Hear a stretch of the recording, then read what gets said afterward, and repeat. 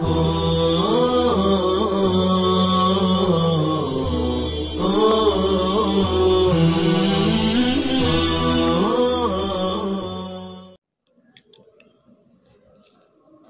للہ رب العالمین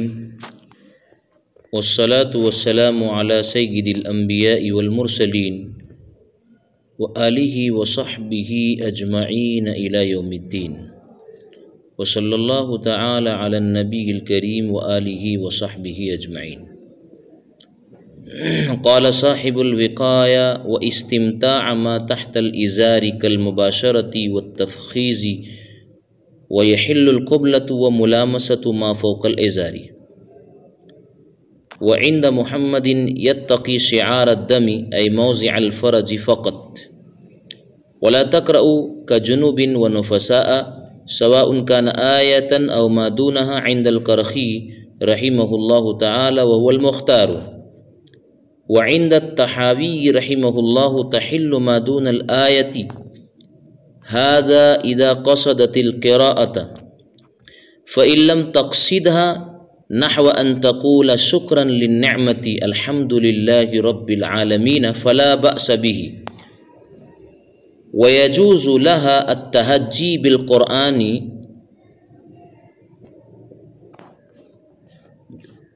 عزیزان محترم،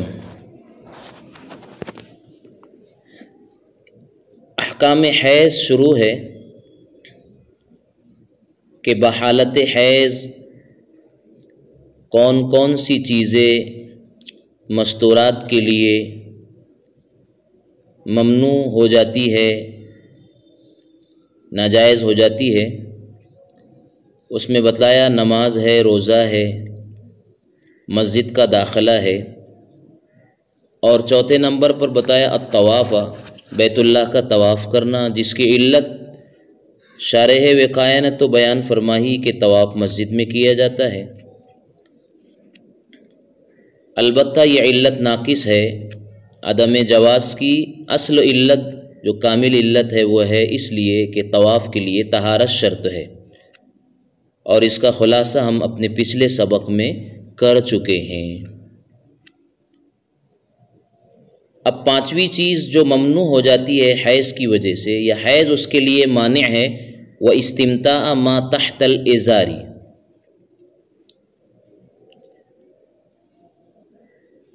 ازار کے ماتحت نیچے سے نفع اٹھانے کو مانے ہیں۔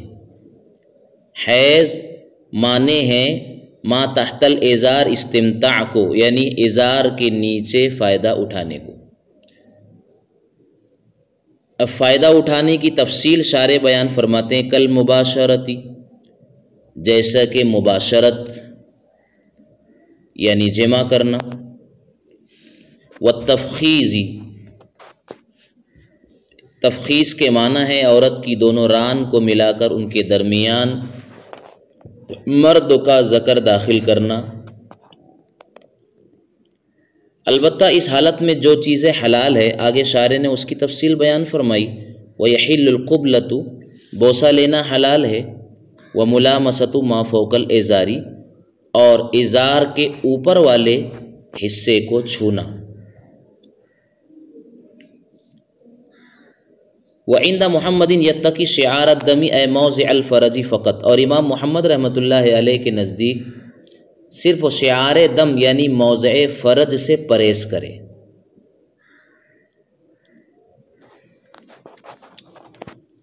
دیکھیے تفصیل اور خلاصہ اس کا یہ ہے کہ ناف سے لے کر زانو تک کے حصے سے انتفاع حاصل نہیں کر سکتا ہے حالت حیض میں۔ ما تحت الازار، ناف سے لے کر زانو تک،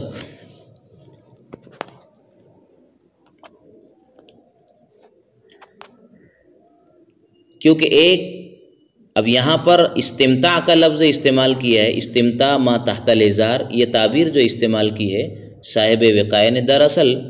رسول اللہ صلی اللہ علیہ وسلم سے ایک سوال جب کیا گیا تھا کہ حائضہ سے استمتاع جائز ہے یا نہیں، تو حضور علیہ الصلاۃ والسلام نے فرمایا تھا ما فوق الازار جائز ہے، یعنی ناف سے اوپر فائدہ اٹھانا جائز ہے۔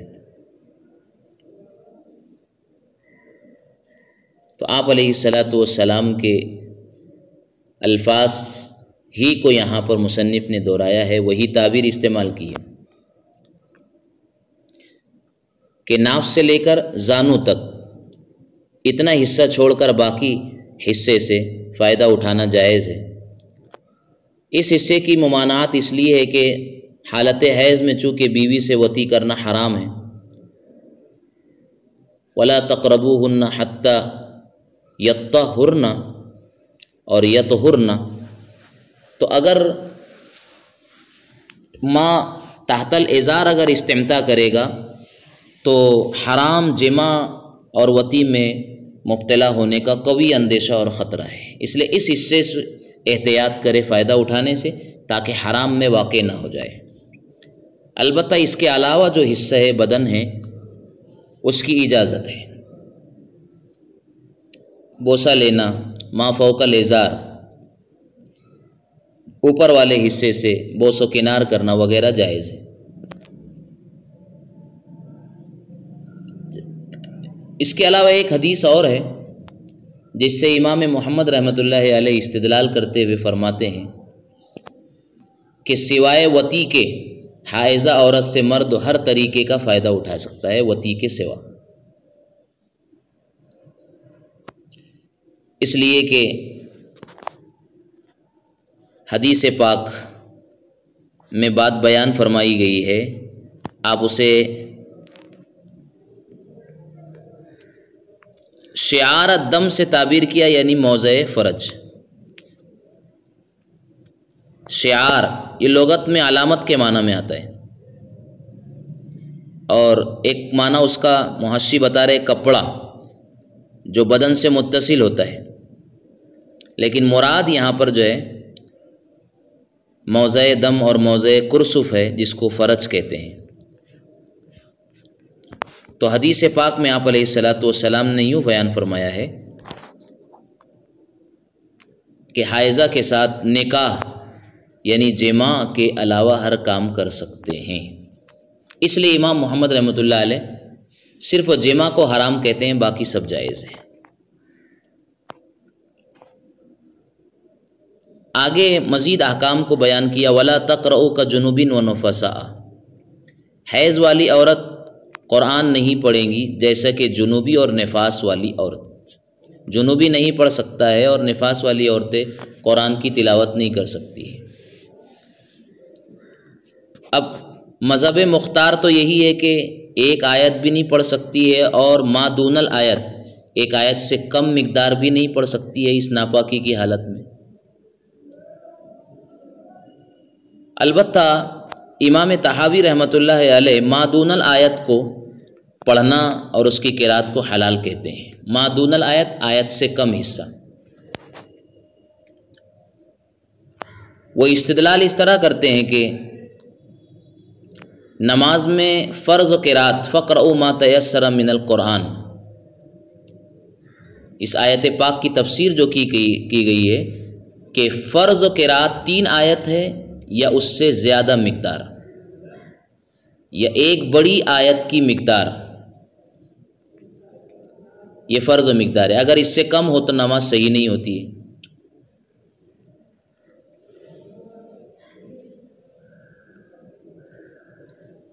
تو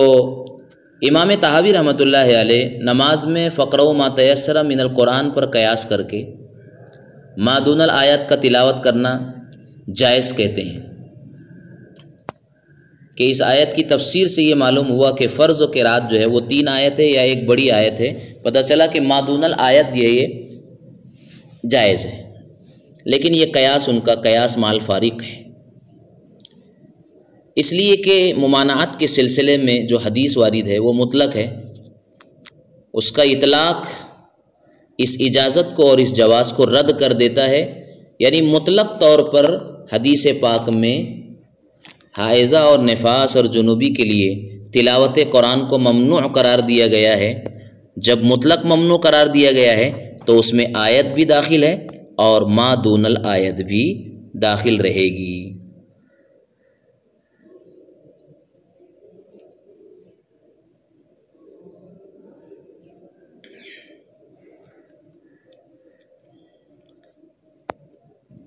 لہٰذا ناپاک لوگ اس طریقے سے قرآن کریم کی تلاوت نہیں کر سکتے ہیں، جیسا کہ یہ حدیث ہے لا تقرأ الحائض ولا الجنب شیئا من القرآن، اس کی تخریج امام ترمذی، دارقطنی وغیرہ حضرات نے فرمائی ہے۔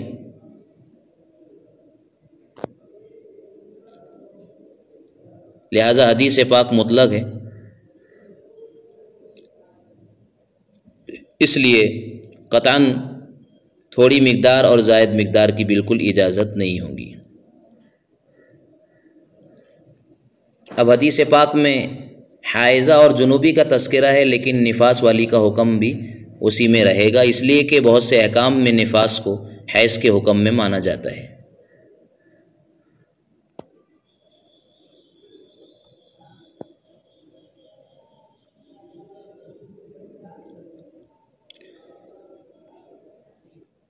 البتہ یہ اختلاف جو امام کرخی جو احناف میں سے ہے اور امام طحاوی رحمۃ اللہ علیہ وہ بھی احناف ہی میں سے ہے، یہ اختلاف اس وقت ہے جب آیت پاک یا تلاوت قرآن قرات کے ارادے سے کرے، تب تو اجازت نہیں ہے آیت کی اور ما دون الآیت کی بھی نہیں۔ لیکن اگر کوئی خاتون حائضہ یا نفاس والی یا کوئی جنوبی بقصد قراءت تلاوت نہ کرے بلکہ بقصد شکر، بقصد دعا اور کسی اور وظیفے کے طور پر اگر کسی آیت کو اس نیت سے اگر پڑھتا ہے تو ایک آیت ہو یا ایک آیت سے زائد ہو، اب اسے پڑھنے کی اس حالت میں بھی اجازت ہوگی، فلا باس بھی۔ جیسے نعمت شکر کے لیے الحمدللہ رب العالمین اگر کہتی ہے یا کہتا ہے، یا بطور دعا کے ربنا آتنا فی الدنیا حسنہ وفی الآخرۃ حسنہ وقنا عذاب النار اگر پڑھتا ہے، یا اگر جنوبی آدمی حائضہ عورت پڑھتی ہے تو اس میں کوئی حرج نہیں ہے، اب ممانعت نہیں رہے گی، اس لیے کہ اب ممانعت اس لیے نہیں رہے گی کہ اختلاف نیت سے الفاظ قرآن کا حکم متغیر ہو جاتا ہے۔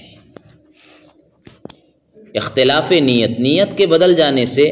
الفاظ قرآن حکماً متغیر ہو جاتے ہیں، یعنی حکم ان کا بدل جاتا ہے۔ تو اب اس نے تلاوت کی نیت سے نہیں پڑھا بلکہ شکرانے کے طور پر یا وظیفے کے طور پر،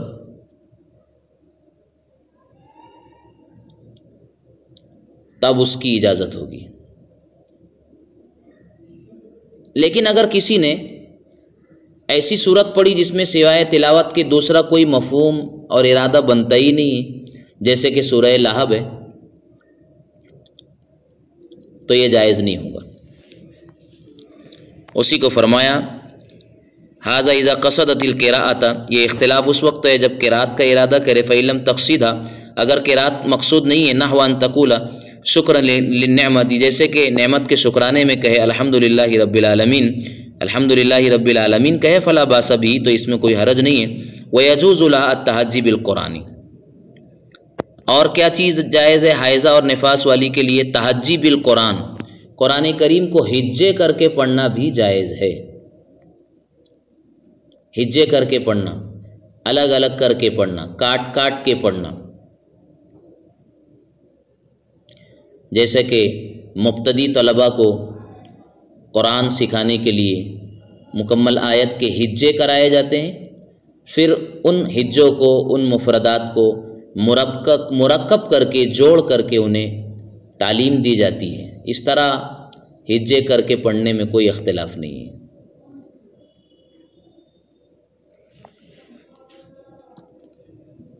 والمعلمۃ اذا حازت فعند الکرخی تعلم کلمۃ کلمۃ وتقطع بین الکلمتین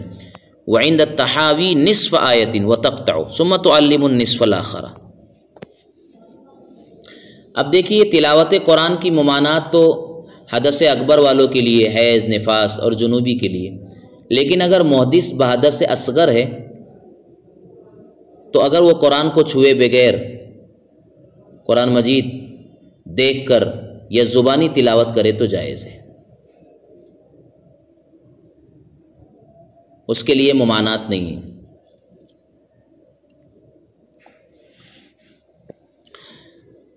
جی، اب ایک معلمہ ہے جسے ہر مہینہ حیض کا مسئلہ درپیش ہے اور تعلیم قرآن ایک ضروری چیز ہے، تو معلمہ جب حائضہ ہو جائے تو امام کرخی کہتے ہیں کہ وہ ایک ایک کلمہ سکھائے گی، یعنی ہر کلمے کو الگ الگ کریں گی۔ تقطع بین الکلمتین، دو کلموں کے درمیان فصل کریں گی، اس لیے کہ تعلیم بھی ضروری ہے، اور ہر مہینے چند ایام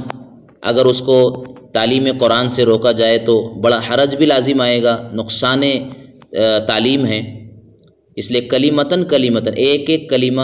الگ الگ کر کے وہ تعلیم دیں گی اور سکھلائے گی۔ امام طحاوی کے نزدیک چونکہ ما دون الآیت کی اجازت ہے، اس لیے وہ کہتے ہیں کہ نصف آیت پڑھ سکتی ہے حائضہ اور جو کہ معلمہ ہے،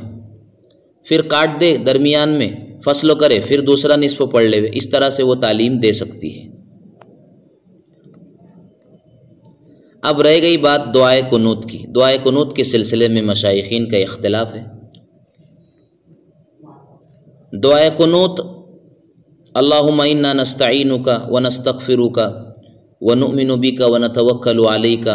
ونثنی علیک الخیر ونشکرک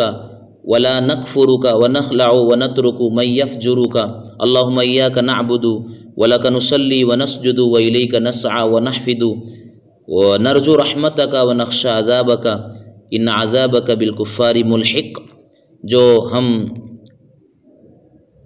وطر کی تیسری رکعت میں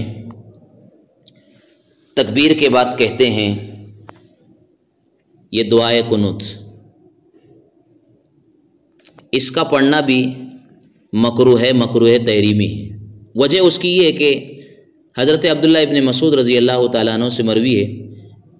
کہ دعائے قنوت قرآن سے ہے، اور یہ دو صورتوں کا مجموعہ ہے۔ ایک صورت کا نام ہے سورہ خلع، اور وہ ہے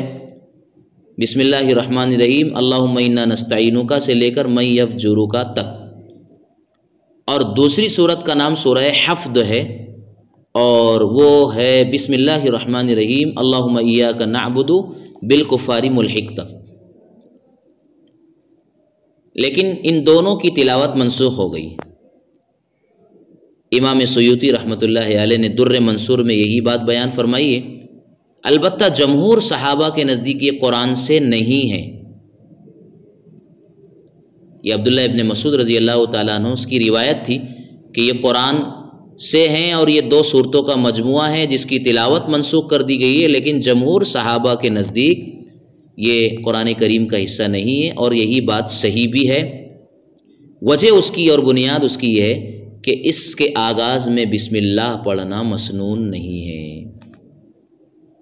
اگر یہ قرآن کا حصہ ہوتا تو جیسے قرآن کی تمام صورتوں کی آغاز و ابتدا میں بسم اللہ کا پڑھنا مسنون ہے، اس کے ابتدا میں بھی پڑھنا مسنون ہوتا۔ وَأَمَّا دُعَاءُ الْقُنُوتِ فَيَكْرَهُ عِنْدَ بَعْضِ الْمَشَائِخِ، دعائے قنوت بعض مشائخین کے نزدیک اس کی تلاوت حالت حیض میں مکروہ ہے، اس لیے کہ وہ قرآن کا حصہ ہے، جیسا کہ تفصیل بتائی گئی۔ وَفِي الْمُحِيطِ، اور محیط برہانی میں ہے لا یکرہ، اس کی تلاوت مکروہ نہیں ہے۔ لا یکرہ وسائر الادعیۃ والاذکار، اب جو لوگ کہتے ہیں کہ مکروہ نہیں ہے اس کی تلاوت، اس کی وجہ بتا دی گئی، اس لیے کہ وہ قرآن کا حصہ ہی نہیں ہے، تو وہ گویا جس طرح دیگر ادعیہ معصورہ اور اذکار مسنونہ پڑھنے کی اجازت ہے اس حالت میں، ایسے دعائے قنوت بھی پڑھی جا سکتی ہے۔ وسائر الادعیۃ والاذکار لا باس بها، تمام اذکار مسنونہ اور دعا ادعیہ معصورہ کو پڑھنے میں کوئی حرج نہیں ہے۔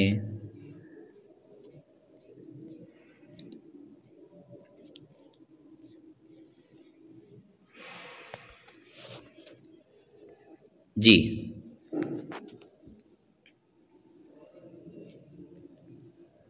وَيَكْرَهُ قِرَاءَةُ التَّوْرَاةِ وَالْإِنْجِيلِ،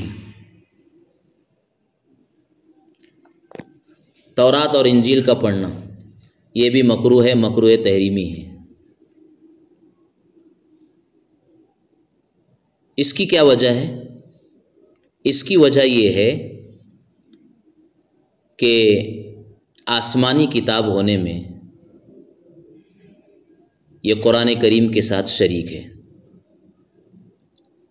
قرأت میں کلام اللہ ہونے کی وجہ سے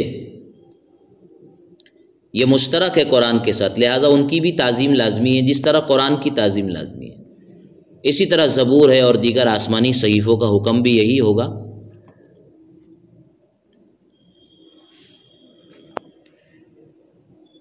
بخلاف المحدثی متعلق بقولہ ولا تقرؤ، برخلاف محدث کے، محدث بحدث اصغر بے وضو شخص کے، اس کا تعلق جو ہے ولا تقرؤ سے، یعنی حائضہ اور نفاس والی اور جنوبی تو نہیں کر سکتے تلاوت قرآن، البتہ محدث کر سکتا ہے، جیسا کہ یہ بات پہلے بتائی گئی ہے۔ ولا تقرؤ ولا تمسوا هؤلاء، ولا تمسوا هؤلاء اے الحائض والجنب والنفساء والمحدث مصحفا، قرآن کو چھونے میں سب کا حکم برابر ہے، حائضہ، جنوبی، نفاس والی اور محدث بحدث اصغر یہ سب قرآن کو نہیں چھو سکتے ہیں، الا بغلاف متجاف، مگر ایسے غلاف سے جو جدا ہو، علیحدہ ہو، بغلاف متجاف۔ قرآن کریم کو بے وضو چھونے کی قطعاً اجازت نہیں، اس کے علاوہ دیگر کتابوں کو چھونے کی اجازت ہے، اس لیے کہ وہ ایک ضرورت میں داخل ہے۔ البتہ حتی الامکان حدیث و فقہ وغیرہ کتابوں کو بلا وضو نہ چھونا ہی بہتر ہے۔ اسی طریقے سے بچوں کو قرآن مجید دینے میں بھی کوئی حرج نہیں ہے بلا وضو، کیونکہ اگر بچوں کو اس سے روکا گیا اور وضو کی اگر سختی اور پابندی کی گئی تو حفظ قرآن میں بھی حرج ہو سکتا ہے اور ایک پریشانی کا سامنا ہوگا۔ البتہ انہیں عادت ڈالنا ضروری ہے اور اس کی اہمیت بتانا بھی ضروری ہے۔ ہدایت میں ایسا ہی ہے، جب وہ سمجھدار ہو جائے گے تو خود ہی انشاءاللہ وہ اہتمام کرے گے وضو کا۔ متجافن یعنی ایسا غلاف جو چھونے والے اور کتاب مقدس کے درمیان ایک پردہ ہو اور وہ دونوں میں سے کسی ایک کے بھی تابع نہ ہو، ایسے غلاف سے اور ایسے پردے سے چھو سکتے ہیں، جیسے کتاب کی جلد،